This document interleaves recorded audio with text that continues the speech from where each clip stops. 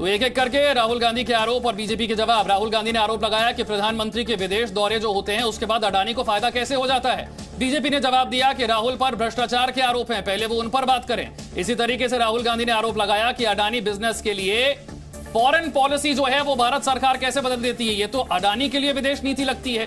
BJP ने कहा कि बिना नोटिस के प्रधानमंत्री पर आरोप लगाए जा रहे हैं, बिना किसी तथ्य के, बिना किसी आधार के ये सारे आरोप लगाए जा रहे हैं। और राहुल गांधी ने जो आरोप लगाया वो ये भी है कि अडानी प्रोजेक्ट के लिए पीएम ने दबाव बनाया, यानी कितना फायदा पहुंचाने की कोशिश की गई क्योंकि प्रधानमंत्री का दबाव था। बीजेपी ने इस पर जवाब दिया कि बुनियाद क्या है इन आरोपों की, क्योंकि सारे जो आरोप लगाए जा रहे हैं राहुल गांधी की तरफ से वो बेबुनियाद है। रवि त्रिपाठी मेरे सहयोगी और जानकारी के साथ है। रवि, निशिकांत दुबे की तरफ से विशेषाधिकार हनन का नोटिस और कहा यह गया कि भाई इतनी बड़े बड़े आरोप, इतनी बड़ी बड़ी बातें प्रधानमंत्री को लेकर, ना कोई आधार ना कोई सबूत।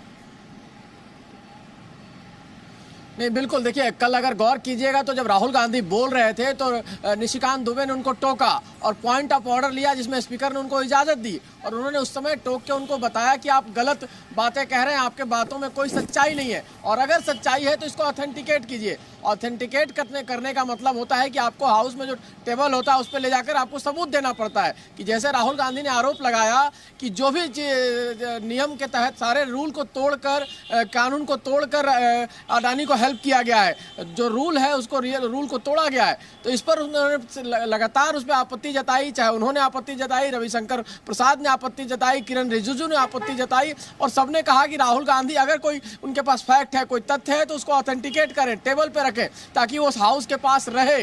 और आप गौर कीजिए कि इससे पहले भी जब राहुल गांधी ने आरोप लगाया था पीएम मोदी पर राफेल वाले मामले पर, तो उस समय अरुण जेटली थे, उस वक्त वित्त मंत्री हुआ करते थे। उन्होंने हंगामा किया और उन्होंने कहा कि राहुल गांधी आपके पास सबूत है अगर राफेल को लेकर तो आप ऑथेंटिकेट कीजिए। तो राहुल गांधी उससे डिविएट हो गए थे, फिर उस मुद्दे को छोड़कर अगले मुद्दे पर चले गए थे। इस बार लेकिन राहुल गांधी पीछे नहीं हटे, लगातार ये कहते रहे कि राहुल जो रूल है उसको तोड़ा गया है, रूल को बदला गया है अडानी को फायदा पहुंचाने के लिए। उसी का हवाला देकर निशिकांत दुबे ने ये प्रिविलेज मोशन मूव किया है और प्रिविलेज मोशन मूव करने का अर्थ देखिए क्या होता है।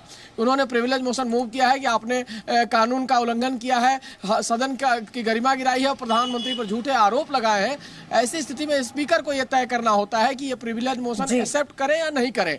और अगर स्पीकर प्रिविलेज मोशन को एक्सेप्ट करते हैं तो प्रिविलेज कमेटी होती है एक पार्लियामेंट की, उस प्रिविलेज कमेटी के पास ये भेजा जाता है, इस चीज को भेजा जाएगा, शिकायत को, और फिर प्रिविलेज कमेटी तय करेगी कि अगर राहुल गांधी ने ये गलती की है और उन्होंने झूठ बोला है